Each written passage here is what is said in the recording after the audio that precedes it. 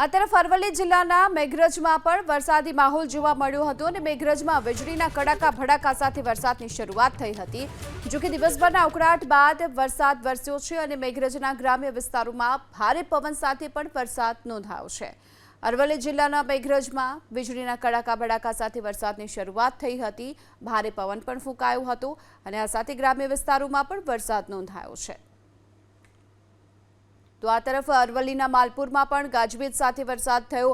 માલપુરના ગ્રામ્ય વિસ્તારોમાં ભારે પવન ફૂંકાયો અને ત્યારબાદ વરસાદની શરૂઆત થઈ। માલપુરના ગોવિંદપુરા વણઝારિયામાં વરસાદ જોવા મળી રહ્યો છે। તો માલપુરમાં પણ ગાજવીજ સાથે વરસાદની શરૂઆત થઈ હતી, અહીં પણ ભારે પવન ફૂંકાયો છે। રાત થતાની સાથે જ ફરી એક વખત વરસાદી માહોલ જામ્યો હતો। માલપુરના ગોવિંદપુરા વણઝારિયામાં વરસાદ ખાબક્યો છે। આ તરફ અરવલ્લીના ભિલોડામાં પણ ગાજવીજ સાથે વરસાદ પડ્યો। ભારે પવન સાથે વરસાદી તોફાન વરસ્યું। કાચા મકાનોના છાપરા પણ ઉડી ગયા હતા।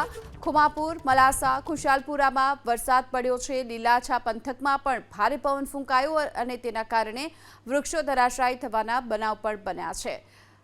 તો હાલ ભિલોડાના ગ્રામ્ય વિસ્તારોમાં પણ સતત વરસાદી માહોલ જોવા મળી રહ્યો છે। ભારે પવન પણ ફૂંકાયો, કાચા મકાનોના છાપરા પણ ઉડ્યા, અનેક જગ્યાઓ પર વૃક્ષો પણ ધરાશાયી થયા છે। તો ગ્રામ્ય વિસ્તારોમાં પણ ભારે પવનની સાથોસાથ વરસાદ પણ ખાબક્યો।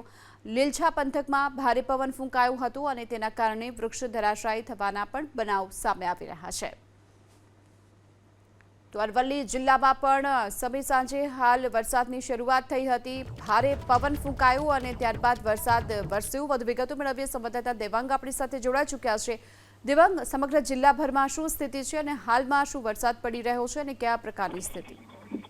બિલકુલ વાત કરવામાં આવે તો અરવલ્લી જિલ્લામાં બપોર બાદ વાતાવરણમાં પલટો આવ્યો હતો। ત્યારબાદ સમય સાંજે ભિલોડા, મેઘરજ અને માલપુર તાલુકામાં વરસાદ વરસ્યો છે। ખાસ કરીને ભિલોડાની વાત કરવામાં આવે તો ભિલોડા નગર તેમજ ખુમાપુર, મલાસા સહિતના ગ્રામ્ય પંથકમાં વરસાદ વરસ્યો હતો। તેમજ મેઘરજની વાત કરવામાં આવે તો બીડજ સહિતના જે ગ્રામ્ય પંથકમાં વરસાદ વરસ્યો હતો।